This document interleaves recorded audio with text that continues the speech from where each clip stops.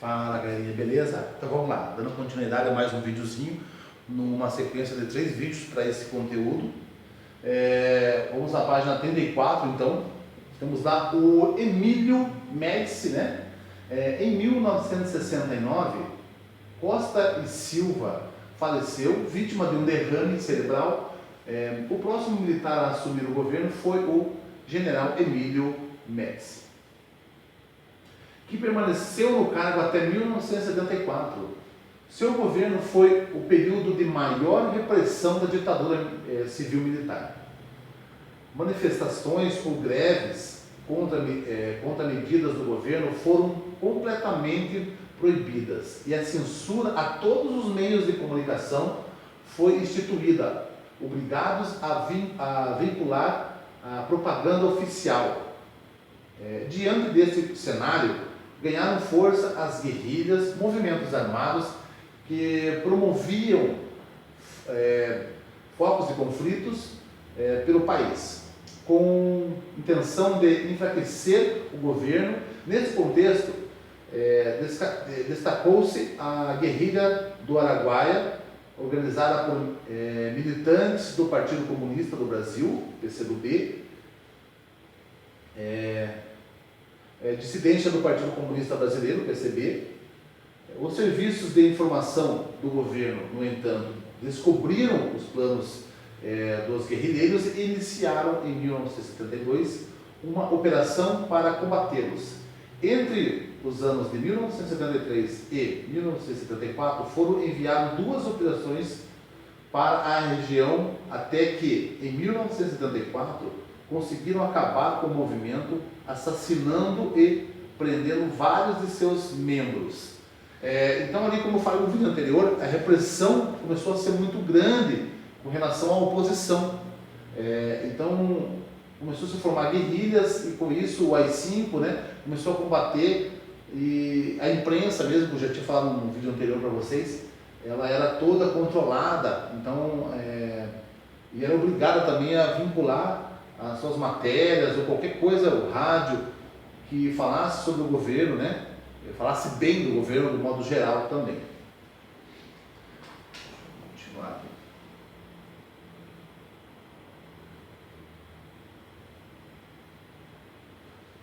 Então ali temos na página 35 os movimentos de contestação ao regime, cada vez mais organizados, exigiram mais do governo em termos de inteligência e espionagem.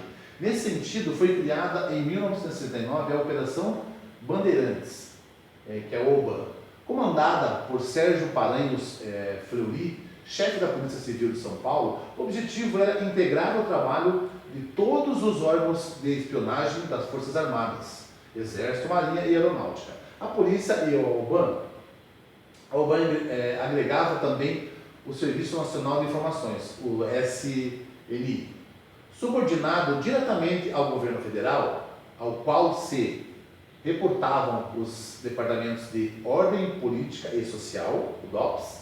Além deles, o sistema de repressão contava com o Comando de Operações de Defesa Interna, o COD, e o Destacamento de Operações Internas, o DOI, órgãos regionais de inteligência e de repressão.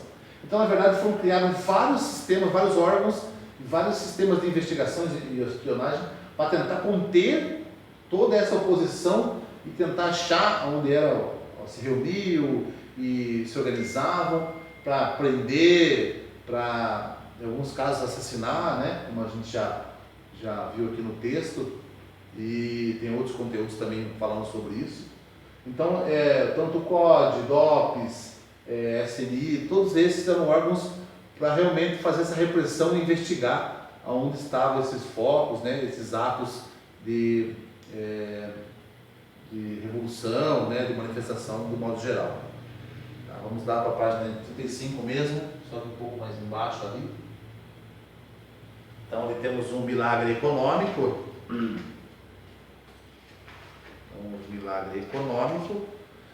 A repressão praticada pelo governo militar era pouco conhecida entre a maioria das pessoas. O uma vez que a censura imposta à imprensa proibia a divulgação desses fatos. Por outro lado, a propaganda oficial era amplamente divulgada. E segundo ela, o Brasil ia muito bem. Essa imagem de prosperidade se baseava no grande crescimento econômico pelo qual o país passou durante os anos de 1969 a 73, cujo índice econômico acima da média renderam ao período o nome de milagre econômico brasileiro. Então a ideia ali, a população do modo geral, ela era escondido dela o que estava acontecendo real no Brasil, justamente por essa censura que tinha, né? Isso que o texto quer dizer. Então a imprensa não podia divulgar o que realmente estava acontecendo. Então as propagandas do governo eram como se fosse essa aqui da página, na 35, né? Ninguém mais segura esse país, tudo dando a ideia que o país estava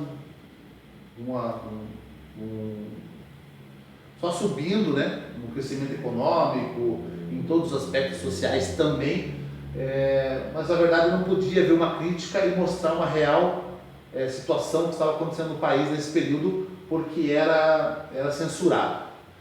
Idealizado pelo ministro da Fazenda de Médici, o economista Delfim Neto, tal desenvolvimento econômico se baseava na entrada de capital estrangeiro no país. Esses aplicados aos vários ramos da indústria, bens duráveis, bens de consumo, encontravam matéria-prima e mão de obra barata. Isso permitia produzir mercadorias industrializadas de baixo custo. Uma parte delas era consumida no país por pessoas das classes altas e média, cujos salários estavam em crescimento e que eram beneficiadas pelas facilidades de empréstimos concedidas pelos governos, né? Pelo governo. Outra parte era exportada, gerando grande lucro para as empresas multinacionais. Então, assim, acesso a esses bens de consumo, essas coisas que eram produzidas, eram mais a classe média e os ricos mesmo, a população mais humilde não tinha acesso a isso. E grande parte dessa produção também era exportada e trazendo lucros para as multinacionais, mas não para o Brasil em si, que a gente vai ver para frente na continuação do texto ali. Vamos lá para a página 36.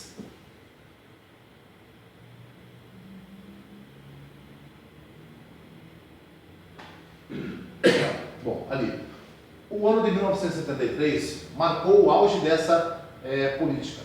Quando o Produto Interno Bruto, PIB, índice que representa os bens produzidos em uma região, atingiu valores próximos a 14%, ao passo que em 1964 ficava em torno de 3%. A política econômica apresentava dois problemas. Grande parte do lucro obtido com mercadorias produzidas no Brasil não retornava para o país, que foi o que eu falei das empresas estrangeiras, né? O que não contribuía para seu real desenvolvimento econômico. Então, o real desenvolvimento nosso não contribuía, porque a riqueza mesmo, os lucros iam para seu país de origem, né? Além disso, a classe trabalhadora, maioria da população brasileira, estava cada vez mais empobrecida por causa dos baixos salários e da desvalorização destes, o que a impossibilitava de consumir. Então, como que ela vai consumir se cada vez mais o salário estava baixo, né? As dificuldades que ela estava enfrentando para conseguir comprar essas coisas que eram produzidas aqui do modo geral. Ao final do governo de Médici, o consumo interno já havia atingido seu limite na classe média e não tinha como se expandir, uma vez que a classe mais baixa não tinha condições de consumir. Assim, o milagre começava a dar sinais de esgotamento. A inflação aumentou novamente, o que diminuiu o poder de compra das pessoas, iniciando um período de certa estagnação econômica. Ao mesmo tempo, a redução da oferta de petróleo, ocasionada pelos confrontos árabes e israelenses, elevou o preço desse produto. Com cerca de 80% do petróleo consumido no país era importado importado. Esse aumento contribuiu para elevar o valor do custo de vida, o que fez setores que até então apoiavam os governos ditatoriais, como a classe média, questionarem o regime. O declínio da política econômica, portanto, contribuiu para resgatar a imagem dos governos militares e para o início do processo de abertura, que consistia em um projeto de lenta redemocratização do país. Então, claro que o petróleo nesse período também ele era produzido muito pouco no país. Hoje a gente tem uma produção de 100%, quase autossuficiente em petróleo. Então, com esse período, o petróleo era 80%, ele vinha de fora. Então, como esse preço mudava muito nesse sentido, assim, com essa alteração, conforme essas guerras que estava havendo com os árabes, né, os israelenses ali, aumentou muito o valor. Então, foi um dos motivos para essa economia se perder nesse período também, e esse governo começar a ser questionado por várias classes, até as que apoiavam ela, que era a classe média. Tá? Então ali, nós vamos terminar mais esse videozinho, deixa eu ver aqui. Nós vamos só dar, vamos ver mais um pouquinho na página 37, ali tem mais um textinho que a gente vai ver também.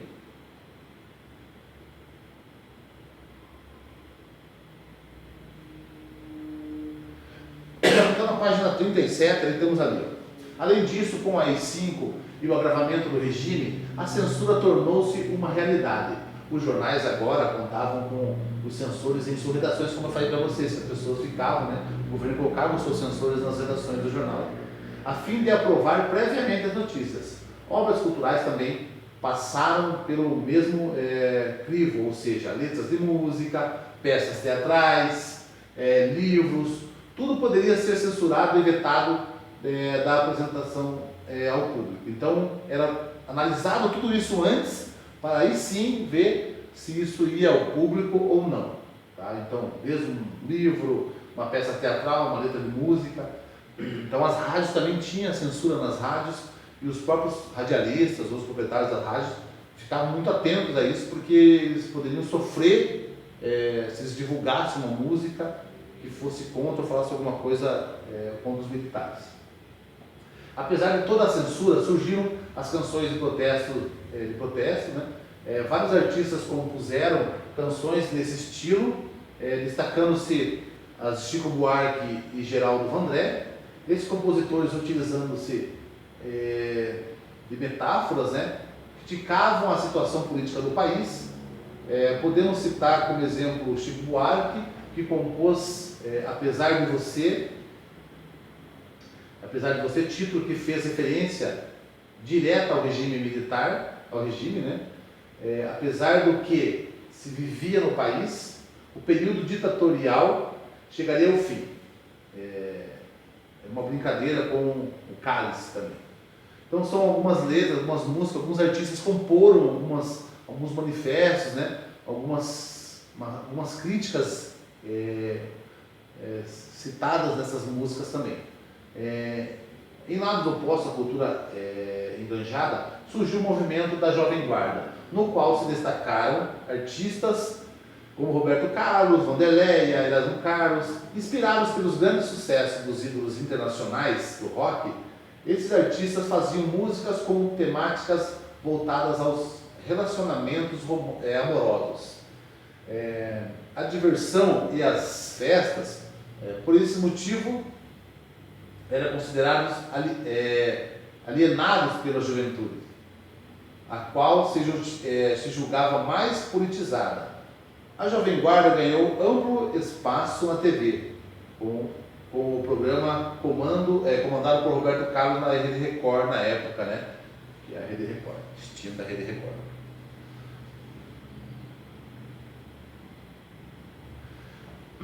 O cinema, o movimento do cinema novo, que tinha por características principais o realismo, ocupou-se em denunciar as malezas nacionais. Essas eram representadas em grande medida, né, pelos desenvolvimento de áreas do interior do país, nas quais as disputas por terras e as secas colocavam as pessoas em situação de miséria. No teatro, destacaram-se peças que enfocavam os problemas urbanos enfrentados pelos operários por meio dos grupos oficina e arena. Em comum, entre essas diferentes expressões artísticas, havia o desejo de denunciar não apenas os abusos da ditadura, mas todos os problemas que empregavam o desenvolvimento do país. Então, tanto no teatro quanto no cinema, sempre que eles conseguiam destacar e mostrar de alguma maneira o que estava acontecendo no país, o que assolava a população brasileira, eles conseguiam fazer também, tá? Mesmo com toda a repressão, havia toda uma crítica contra essa repressão e contra esse governo civil-militar que estava instaurado no país. Bom, aqui a gente vai concluir mais esse vídeo, tá? A gente termina por aqui, a gente volta na abertura política do Ernesto Geisel ali, o João Batista, o Figueiredo, né, o famoso Figueiredo, na parte 39. Beleza? Então, um abração e até o próximo vídeo. Valeu!